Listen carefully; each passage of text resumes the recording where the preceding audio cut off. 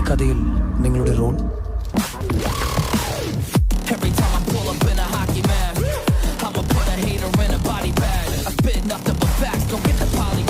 ശേഷം വാച്ചിന്റെ മെയിൻ ആളാണ് അല്ലേ?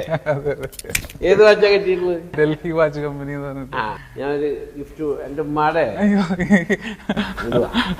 ഒരു ഡ്രീം മൊമെന്റിൽ നിക്കാണ് യൂസഫിക്കയുടെ അടുത്ത് തന്നെ.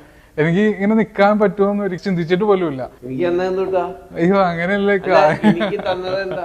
ഞാൻ വളരെ ഇഷ്ടം കൊണ്ട് തന്നൊരു വാച്ചാണ്. അങ്ങനെയല്ല.